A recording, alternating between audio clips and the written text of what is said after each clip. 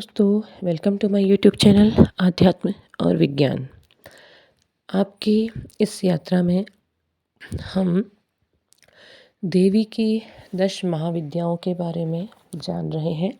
तो आज हम जिन महाविद्या के बारे में बात कर रहे हैं वो है माता षोडशी।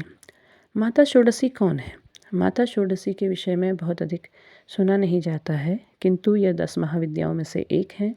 तो माता षोडशी की पहले एक हम छोटी सी कथा जानेंगे, उसके बाद उनके स्वरूप के बारे में जानेंगे।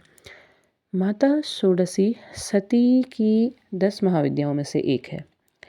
माता सती जिस समय दक्ष के यज्ञ में जाने की इच्छा भगवान शिव के सामने रखती हैं, तो शिव उन्हें मना कर देते हैं। वह बार बार कहती हैं किंतु वह मना कर देते हैं, क्योंकि शिव त्रिकालदर्शी और वो नहीं चाहते थे जो आगे होने वाली घटना है।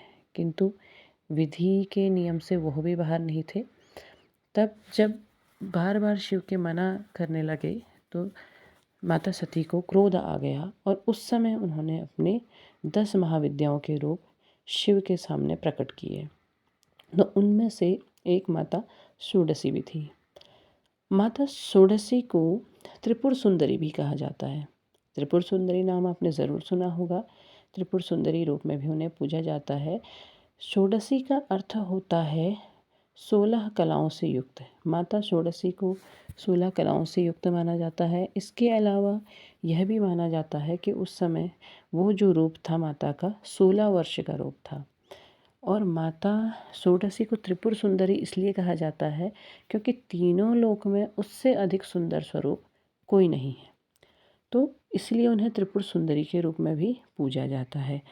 माता षोडशी के अगर हम स्वरूप की बात करें, अब अगर आप उनका चित्र देखते हैं, उनके स्वरूप के बारे में देखते हैं, तो आपको दिखाई देगा कि ज़मीन पर भगवान शिव लेटे हुए हैं और उनके नाभि से जो कमल निकलता है उस कमल पर माता षोडशी विराजमान है। यह चित्र लगभग कुछ इस तरीके से है जैसे भगवान विष्णु के नाभि कमल से ब्रह्मा जी विराजमान दिखाई देते हैं। ठीक ऐसे ही माता षोडशी भी भगवान शिव के नाभि कमल से विराजमान दिखाई देती हैं। तो अगर ये देखते हैं, अगर आप साधना के दृष्टिकोण से देखते हैं तो क्या हो रहा है, ये जो स्वरूप है ये कहाँ आ रहा है, हमारा नाभि में आ रहा है। कहाँ? जहाँ पर को कुंडलिनी हमारी विराजमान है। कुंडलिनी जागरण का जो संकेत है वो यहाँ से मिल जाता है कि कुंडलिनी अब क्या हो रहा है, अब ऊपर को उठ रही है। आपकी कुंडलिनी जागरण यहाँ से अगर आप त्रिपुर सुंदरी की साधना करते हैं और सही तरीके से उस साधना पथ पर आगे बढ़ते हैं, तो आपके जो कुंडलिनी जागरण का जो क्रम है वो ऊपर की ओर को बढ़ने लगेगा। माता त्रिपुर सुंदरी का स्वरूप बहुत अधिक सुंदर दिखाया गया है। उनके हाथों में आपको धान्य दिखाई देता है, यानी कि गन्ना, और इस तरीके से एक और धन दिखाई देता है, एक और धान्य दिखाई देता है। तो यह क्या है? यह है आपके जीवन में समृद्धि का प्रतीक। वह आपको समृद्धि प्रदान करती है। त्रिपुर सुंदरी की जहाँ भी पूजा होती है वहाँ आप ज़रूर देखेंगे कि उनकी ऐसे समय में पूजा ज़रूर की जाती है जब धान्य यानी कि अनाज चढ़ाने का समय होता है। तो धन धान्य प्रदान करने वाले स्वरूप इनको माना जाता है माता त्रिपुर सुंदरी को।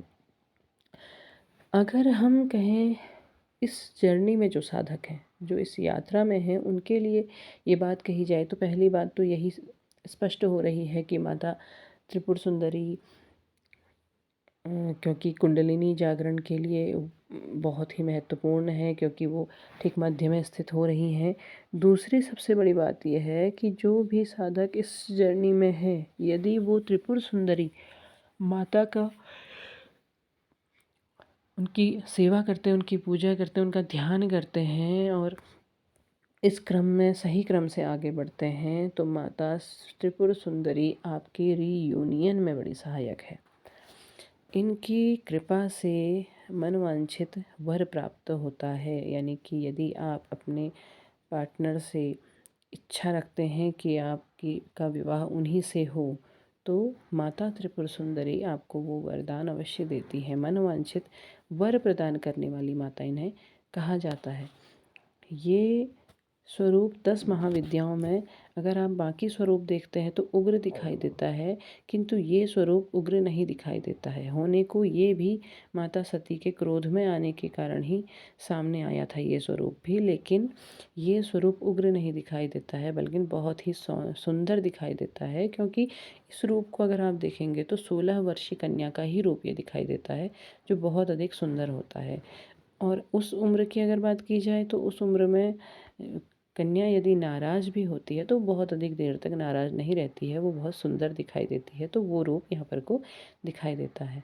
तो माता त्रिपुर सुंदरी आपको आपके मनवांछित फल प्रदान कर सकती है यदि आप हृदय से उनके साथ जुड़ते हैं। तो उम्मीद है माता त्रिपुर सुंदरी की कथा आपको पसंद आई होगी, इनकी जानकारी आपको पसंद आई होगी। पसंद आई हो तो लाइक शेयर सब्सक्राइब कीजिएगा और कमेंट बॉक्स में जय माता त्रिपुर सुंदरी ज़रूर लिखिएगा। धन्यवाद।